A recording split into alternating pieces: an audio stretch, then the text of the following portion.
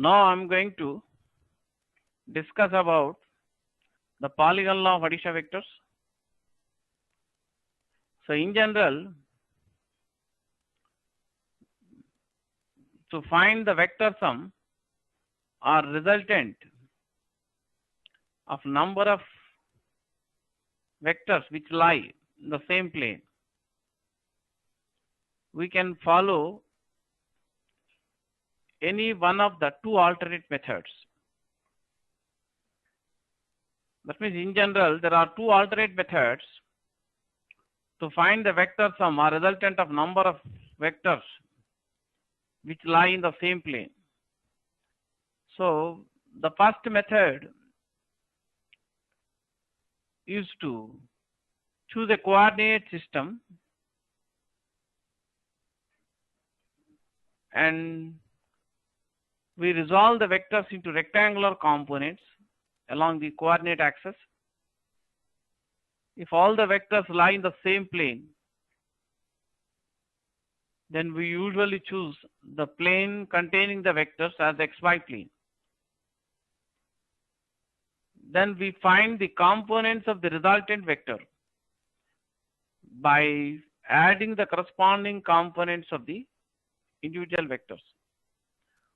That means whatever method I have discussed for the problems I have done in the previous two classes on finding the resultant of number of displacements.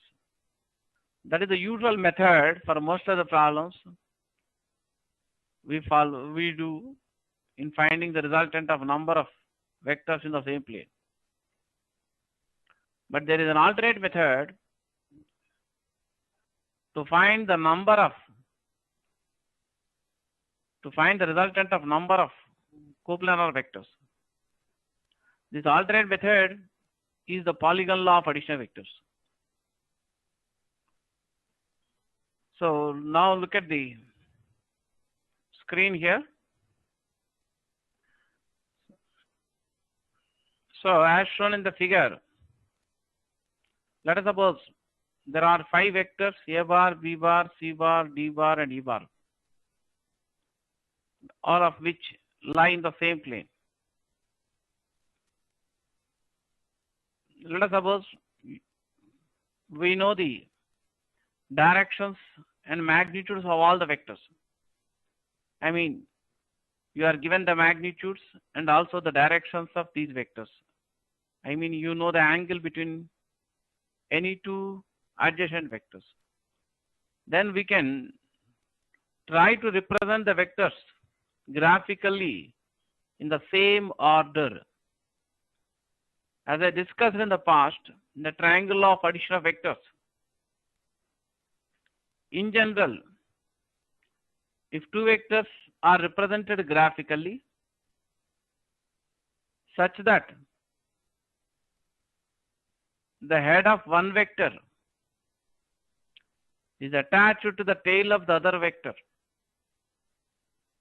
then they are said to be in the same order.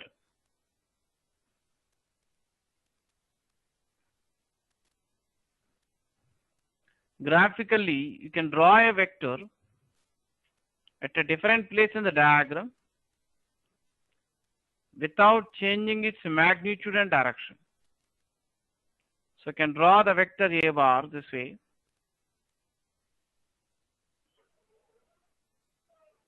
That means we draw this vector of same length as this vector in the same direction or parallel direction. Next, I draw a vector of same length or magnitude as this vector B bar and parallel to this vector.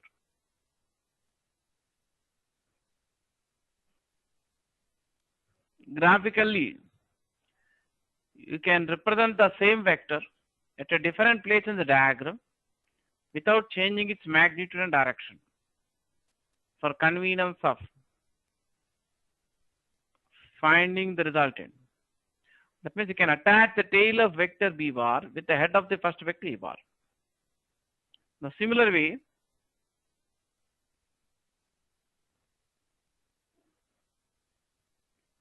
we represent third vector C bar in this way. That means this vector is drawn parallel to this vector, third vector C bar, and of same length or magnitude. Such the tail of third vector is attached to head of second vector B bar. So they are in the same order.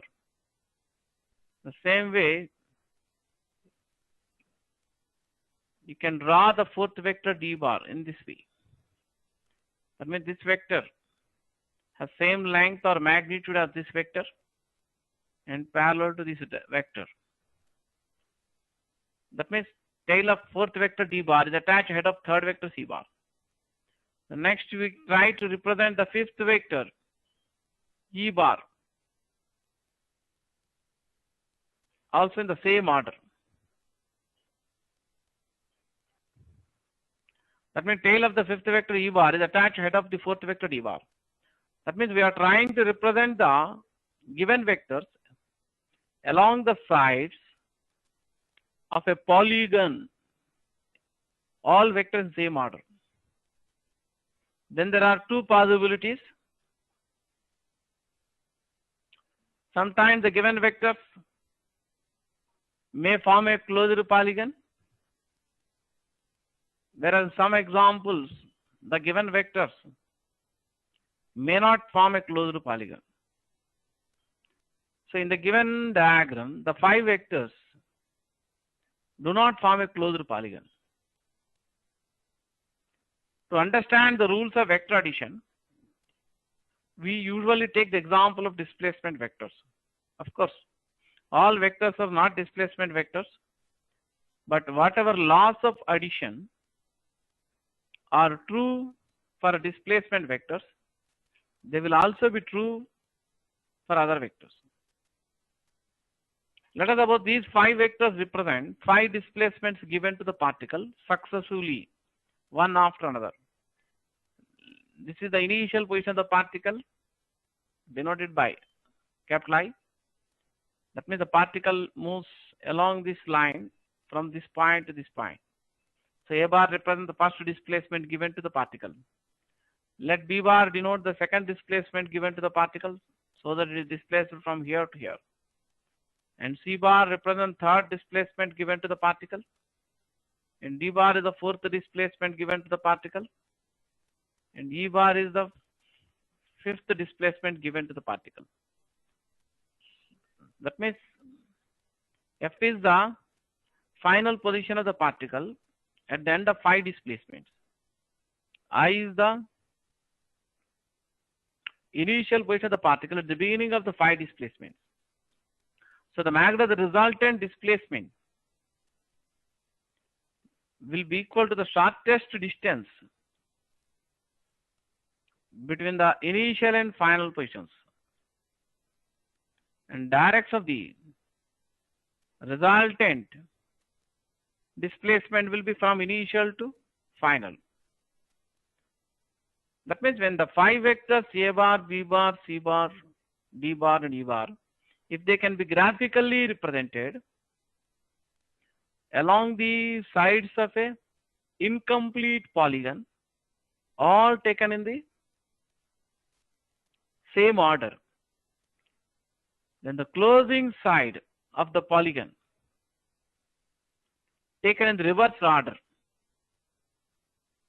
represents their vector sum or resultant, both in magnitude and direction. So in the figure here, the director line segment IF bar represents the vector sum of A bar, B bar, C bar, D bar and E bar. You can observe that tail of the resultant vector attached to tail of the first vector A bar, and head of the resultant vector is attached to the head of the fifth vector. That means the five vectors A bar, B bar, C bar, D bar and E bar are in the same order, but the resultant is in the reverse order. Means tail of the resultant attached to tail of first vector and head of the resultant it attached to the head of the last vector. So in general, if a number of coplanar vectors can be graphically represented along the sides of an incomplete polygon, all taken in the same order, Then the closing side of the polygon taken in the reversed order represents their vector sum or resultant both in magnitude and direction.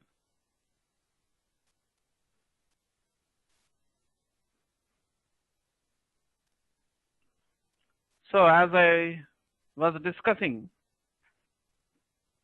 the case where the given vectors in the previous diagram, I have shown the situation where the given vectors can be graphically represented along the sides of an incomplete polygon, all taken in the same order. Then the closing side of the polygon taken in the reversed order represents the resultant both in magnitude and direction. But in some cases, the given vectors may form a closed polygon. Let us consider 6 vectors.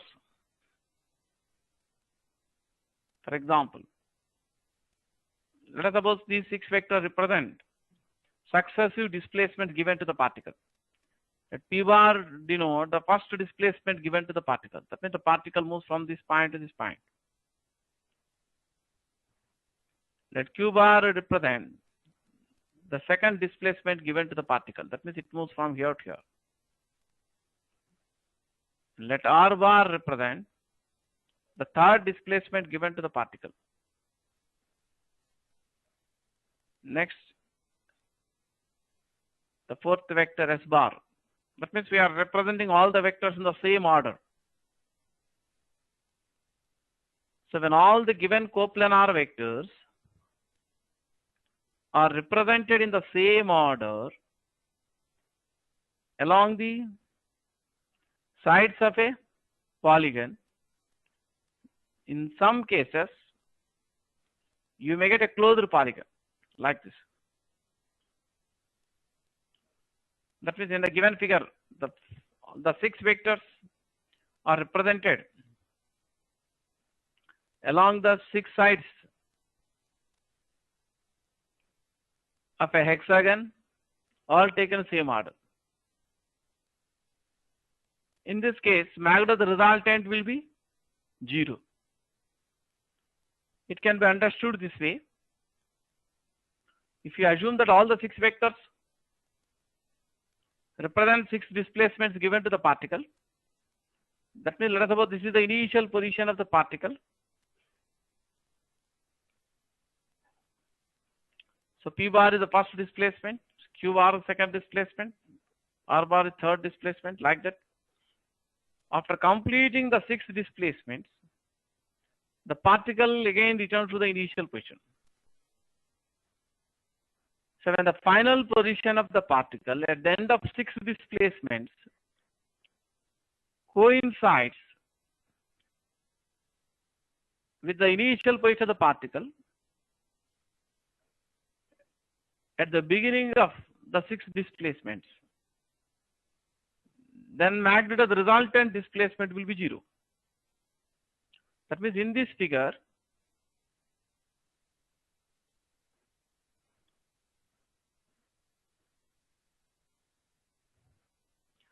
the vector sum of P bar, Q bar, R bar, S bar, E bar and F bar equal to 0 vector. That means in general, if a number of coplanar vectors can be graphically represented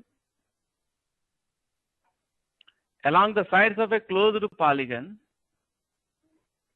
all taken in the same order, then the magnitude of the resultant is 0.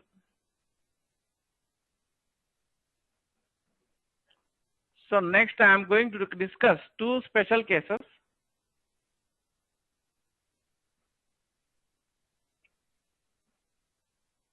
In the case of polygon law of addition of vectors, that means you may be given a problem where all the vectors may have same magnitude. And for example, if there are n forces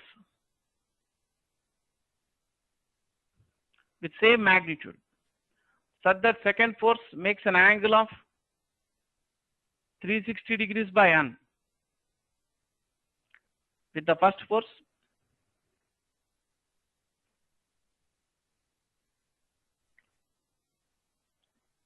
and third force makes an angle of 360 degrees by n or 2 pi by n radian.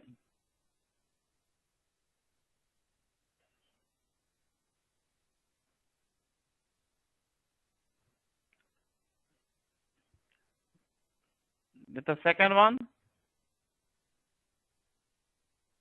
and so on. And fourth force makes an angle of 360 degrees by n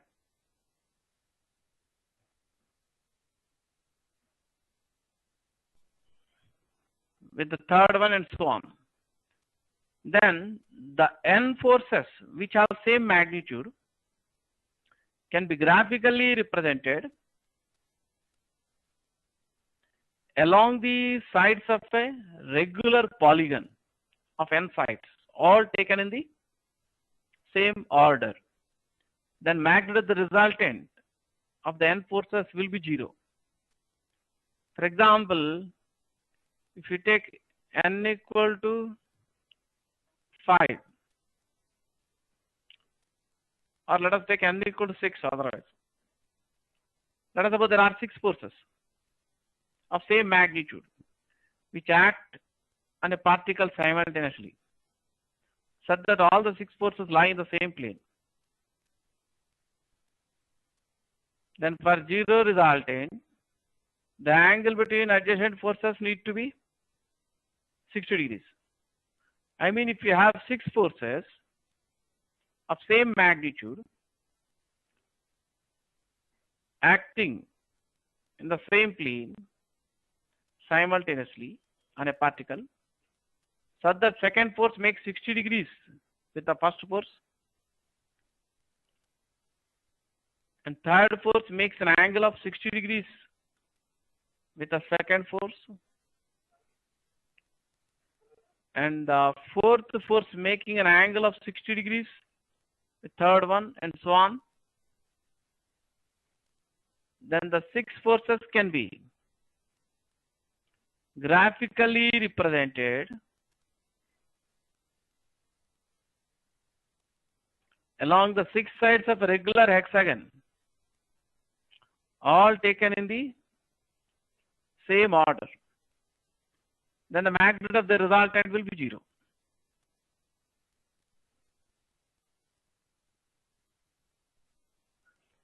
So here, all the 6 forces have same magnitude in the given figure, and each force makes an angle of 60 degrees with the previous one. In such cases, the 6 forces can be graphically represented along the 6 sides of regular hexagon, all taken same order. Then magnitude of the resultant will be 0. That means in general, if there are n forces of same magnitude acting simultaneously on a particle, such that each force makes an angle of 360 degrees by n or 2 pi by n radian with the previous one, then magnitude of the resultant will be 0. But sometimes you come across a similar situation but slightly different. In some cases, the number of forces may be 1 less than the number required for 0 resultant. For example, instead of 6 forces, you have 5 forces of same magnitude. Let us suppose 3 Newton acting on a particle simultaneously, such that each force makes an angle of 60 degrees with the previous one.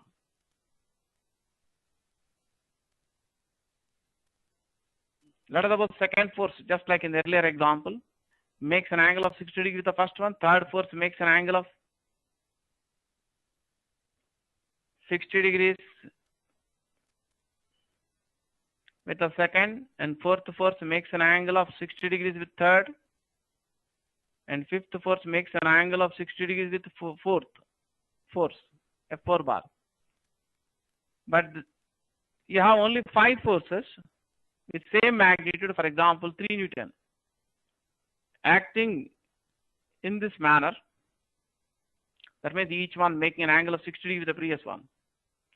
Then they can be graphically represented along the 5 sides of an incomplete regular hexagon. Then the closing side of the regular hexagon, taken in the reverse order, represents the resultant of the 5 forces, both in magnitude and direction. So the closing side of this regular hexagon will have the same length as any one of the other sides. That means in this example, the magnitude of the resultant will be equal to magnitude of one of these forces, which is 3 Newton. So you can write the general conclusion this way. If we have n-1 forces of same magnitude acting in the same plane, such that each force makes an angle of 360 degrees by n or 2 pi by n radian with the previous one, then the magnitude of the resultant will be same as the magnitude of one of the forces.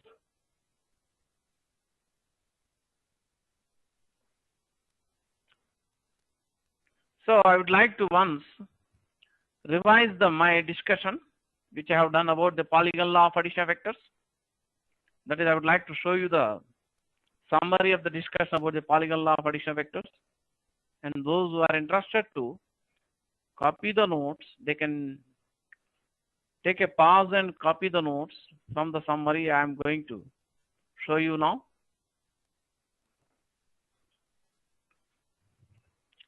So look at the summary of the polygon law of addition of vectors.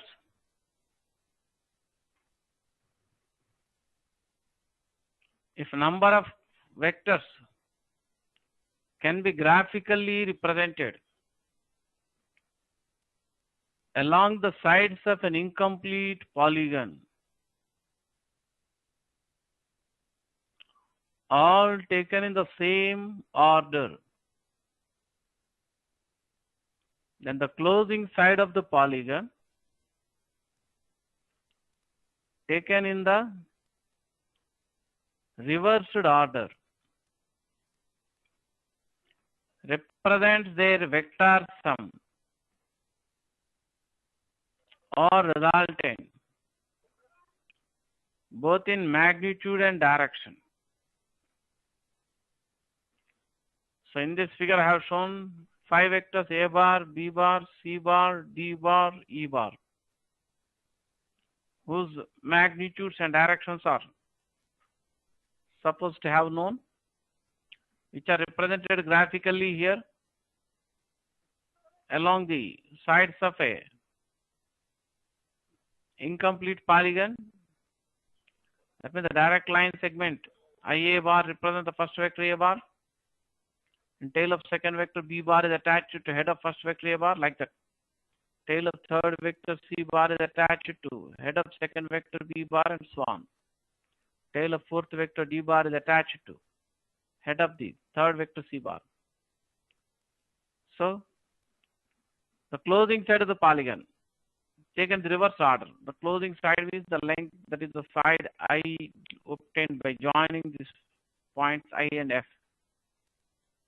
taken in the reverse order represents the resultant both in magnitude and direction. So tail of the resultant, here attach tail of first vector A bar, head of the resultant is attached to head of the fifth vector E bar.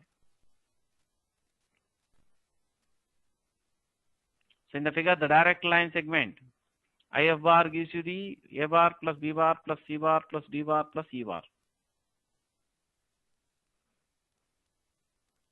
The next conclusion, if a number of coplanar vectors can be graphically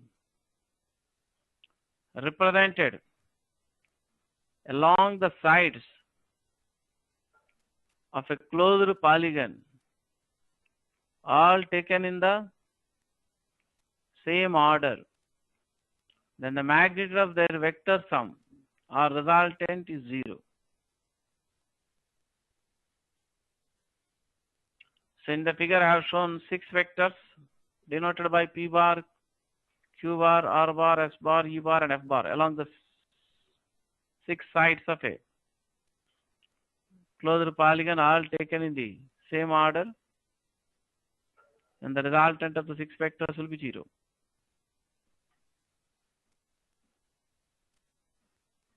It should be actually 0 vector, the general way here, or more preciseness, you can put bar symbol here. Look at the special cases. Case 1.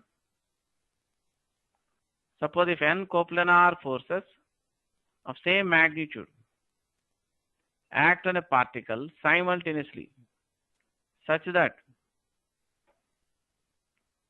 each force makes an angle of 360 degrees by n or 2 pi by n radian with the preceding one, then the magnitude of the resultant will be 0.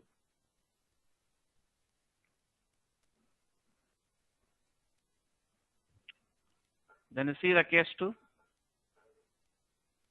Suppose if n-1 coplanar forces of same magnitude act on the particle simultaneously such that each force makes an angle of 360 degrees by n with the preceding one, then the magnitude of the resultant will be same as the magnitude of one of the forces.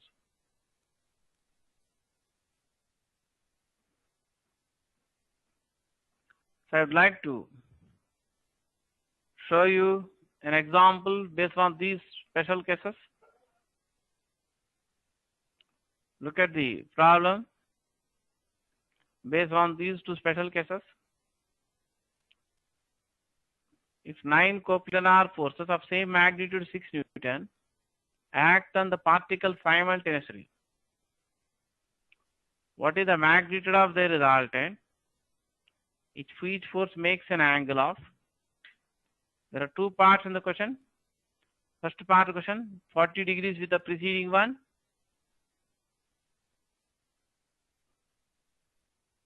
Second one, 36 degrees with the preceding one.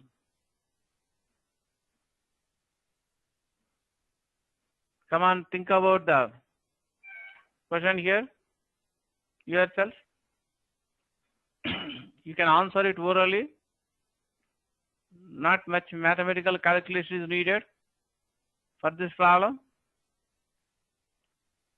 I have given you 2 special cases. Once again, try to recollect those cases. In the first case, that means if there are n forces of same magnitude,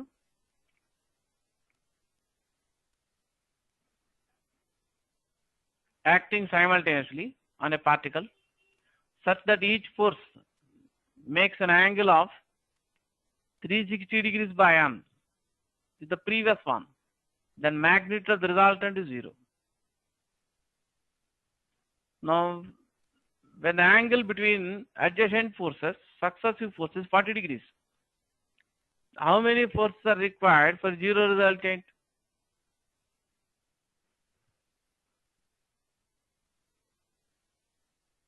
360 by 40.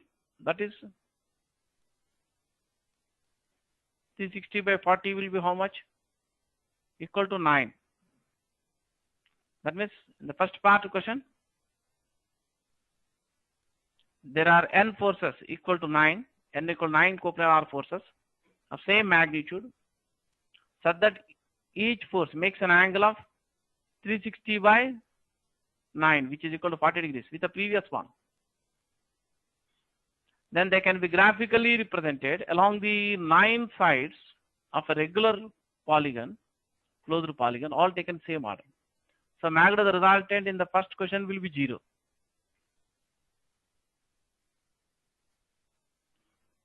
Coming to the second question.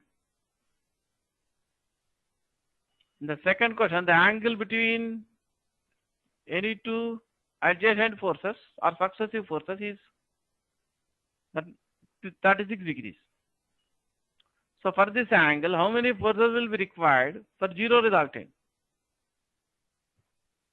360 by 36. 360 by 36 will be 10. But here you have 9 forces only. You look at the screen once.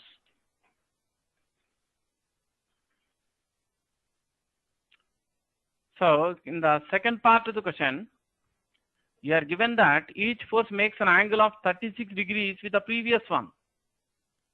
Therefore, the number of coplanar forces in this case required for 0 resultant will be 360 degrees by 36 or 10.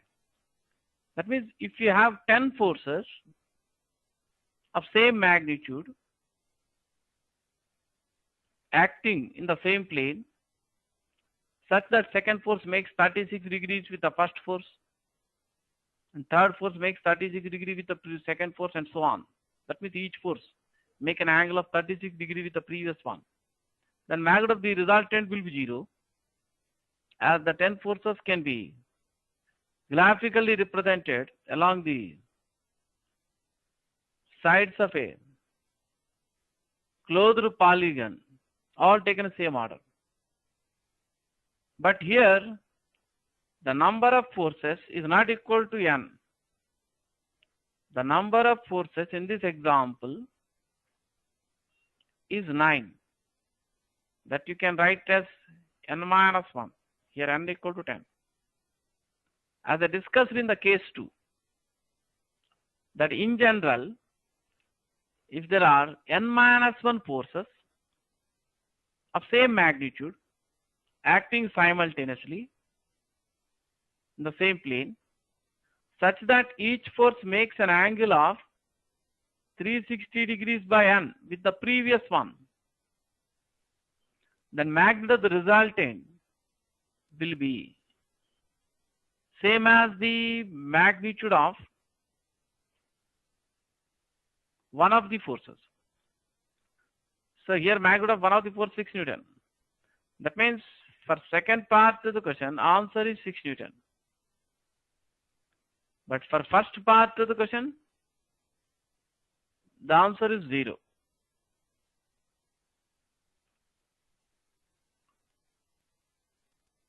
That means here the 9 forces can be graphically represented along the 9 sides of an incomplete polygon of 10 sides. The polygon with the 10 sides we call decagon. That means the 9 forces can be graphically represented along the 9 sides of an incomplete decagon. So the magnitude of the resultant will be equal to the length of the closing side, which will be the same as the length of one of these other sides. So in my next class, I am going to discuss about the subtraction of vectors.